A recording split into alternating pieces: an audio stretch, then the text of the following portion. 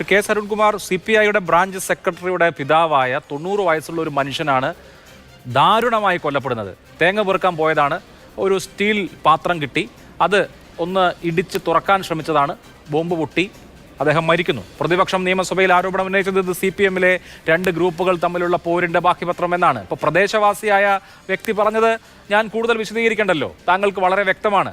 ഞങ്ങൾക്ക് ഇക്കാര്യത്തെക്കുറിച്ച് പറയാൻ പോലും പേടിയാണ്, ഞങ്ങളുടെ വീട്ടിലേക്കും ബോംബ് എറിഞ്ഞേക്കാം എന്ന് ഭയന്ന് ജീവിക്കുന്ന ജനത എങ്ങനെ കണ്ണൂരിൽ ഉണ്ടാവുന്നു എന്നുള്ളതിന്റെ ഉത്തരം ആര് പറയും? അല്ല, ഇവിടെ അതിദാരുണമായിട്ടുള്ളൊരു സംഭവമാണ് ഉണ്ടായത്. ഒരു തേങ്ങ ശേഖരിക്കാൻ പോയപ്പോൾ കിട്ടിയ ഒരു സ്റ്റീൽ പാത്രം, ആ പാത്രം കൊണ്ടുവന്ന് ആ വീടിൻ്റെ തന്നെ ഭിത്തിയിൽ ഇടിച്ച് പരിശോധിക്കുമ്പോൾ അത് തുറക്കാൻ ശ്രമിക്കുമ്പോഴാണ് ബോംബ് സ്ഫോടനമുണ്ടായത്. വളരെ ദാരുണമായിട്ട് അദ്ദേഹം സ്ഫോടനത്തിൽ മരണപ്പെടുന്ന സാഹചര്യമുണ്ടായി. ഒരിക്കലും സംഭവിക്കാൻ പാടില്ലാത്ത കാര്യമാണ് സംഭവിച്ചത്. പക്ഷെ അത് ഇപ്പോൾ ആ മരണം സംഭവിച്ചതിന് ശേഷം CPM തലയിലേക്ക് ചാർത്താൻ വേണ്ടി വലിയ ഒരു ഗൂഢാലോചന, പ്രത്യേകിച്ച് ഒരു കുത്സിത ശ്രമം നടക്കുന്നതായിട്ടാണ് ബോധ്യപ്പെടുന്നത്. പ്രത്യേകിച്ച് നിയമസഭയിൽ ഇന്ന് അടിയന്തര പ്രമേയം കൊണ്ടുവന്നു. അടിയന്തര പ്രമേയത്തിന് ബഹുമാനപ്പെട്ട കേരളത്തിന്റെ മുഖ്യമന്ത്രി മറുപടി പറഞ്ഞു. പോലീസ് വളരെ ശക്തമായിട്ട് തന്നെ കേസ് രജിസ്റ്റർ ചെയ്ത് മുന്നോട്ട് പോകുന്നു. എക്സ്പ്ലോസീവ് സബ്സ്റ്റാൻസസ് ആക്ട് അനുസരിച്ച് ഉള്ള ക്രൈം ആക്ഷൻ ഉൾപ്പെടുത്തിയിട്ടുണ്ട്.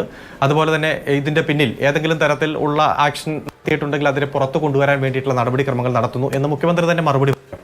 എന്തു വസ്തുതയുടെ അടിസ്ഥാനത്തിലാണ് CPMന് ഇതിന്റെ പിന്നിൽ പങ്കുണ്ട്, അല്ലെങ്കിൽ CPM ആണ് എന്ന് പറയുന്ന ഒരു സാഹചര്യം? ഏതെങ്കിലും തരത്തിലൊരു തെളിവിന്റെ പിൻബലം വേണ്ടേ? ഈ പ്രദേശം എന്ന് പറയുന്നത് CPMന്റെ ഒരു ശക്തി കേന്ദ്രം എന്ന് വിശേഷിപ്പിക്കപ്പെടുന്ന പ്രദേശമല്ല. കോൺഗ്രസും BJPയും എല്ലാം ശക്തമായിട്ടുള്ള ഒരു സ്ഥലം തന്നെയാണ്.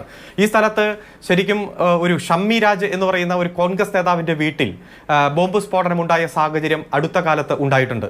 അതുപോലെ തന്നെ വാസു എന്നു പേരുള്ള ഒരു വ്യക്തി, ബോംബ് വാസു എന്നാണ് വിളിക്കുന്നത്, അദ്ദേഹം RSSന്റെയും BJPയുടെ പ്രവർത്തകനാണ്. അദ്ദേഹത്തിന് ബോംബ് നിർമ്മിക്കുന്ന പരിക്കേറ്റ് ഗുരുതരമായി പരിക്കേൽക്കുന്ന, കൈപ്പത്തി നഷ്ടപ്പെടുന്ന സാഹചര്യം അടുത്ത കാലത്തുണ്ടായി. പിന്നെ വാസു മരണപ്പെട്ടു. അതുപോലെ തന്നെ ഈ പ്രദേശത്ത് തന്നെ എരഞ്ഞോളി പഞ്ചായത്തിന്റെ ായിരുന്ന DYFI നേതാവ് രമ്യയുടെ ഭർത്താവ് ശ്രീജൻ ബാബുവിനെ ക്രൂരമായി വെട്ടിക്കൊലപ്പെടുത്താൻ ശ്രമിച്ച സംഭവം അടുത്ത കാലത്തുണ്ട്. അതിലെ പ്രതിയായിട്ടുള്ള കോൺഗ്രസ് പ്രവർത്തകരടക്കം ആ പ്രദേശത്ത് താമസിക്കുന്നവരാണ്. അത്തരത്തിൽ ഓരോ സാഹചര്യങ്ങൾ എടുത്തു നോക്കിയാലും കോൺഗ്രസും BJPയും CPMഉം എല്ലാമുള്ള, എല്ലാ രാഷ്ട്രീയ പാർട്ടികളുമുള്ള ഒരു പ്രദേശമാണ്.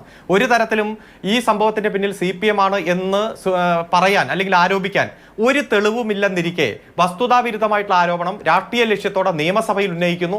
അതിനുശേഷം പ്രാദേശിക നേതാക്കന്മാർ അത് പ്രാദേശികമായിട്ട് ഉന്നയിക്കുകയാണ്. ഏതെങ്കിലും തരത്തിൽ വസ്തുതയുമായി ബന്ധമുള്ള ഒരു സാഹചര്യം ചൂണ്ടിക്കാണിച്ചിട്ട് വേണ്ടേ CPMന് ഇതിലേക്ക് വലിച്ചിഴക്കാൻ വേണ്ടി? ഏതു വീട്ടിലാണ് ഈ സംഭവം നടന്നത്? കണ്ണോളി മോഹനൻ എന്ന പഴയകാല കോൺഗ്രസ് നേതാവിന്റെ വീട്ടിലാണ്.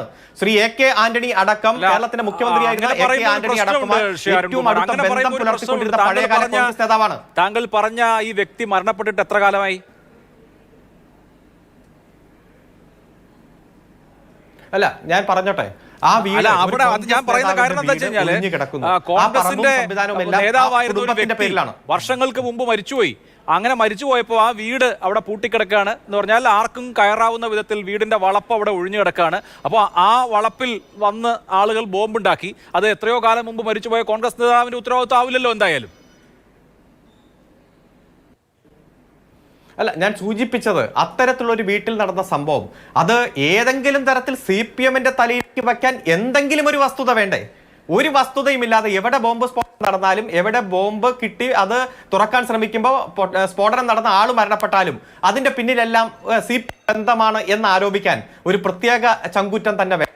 കാരണം അത്തരത്തിൽ CPMനെ ആക്രമിക്കാനുള്ള ഒരു വടിയായിട്ട് ഉപയോഗിക്കുമ്പോൾ ഏതെങ്കിലും ഒരു അനുകൂല സാഹചര്യം ചൂണ്ടിക്കാണിക്കണ്ടേ? അത്തരത്തിൽ ഒരു സാഹചര്യം ഇല്ലാതിരിക്കെ CPMനെ ആക്രമിക്കാൻ വേണ്ടി വസ്തുതാവിരുദ്ധമായി നുണപ്രചരണം നടത്താൻ കോൺഗ്രസും സമീപവാസികളിൽ ചിലരും ശ്രമിക്കുന്ന കാഴ്ചയാണ് നാം കണ്ടിട്ടുള്ളത്.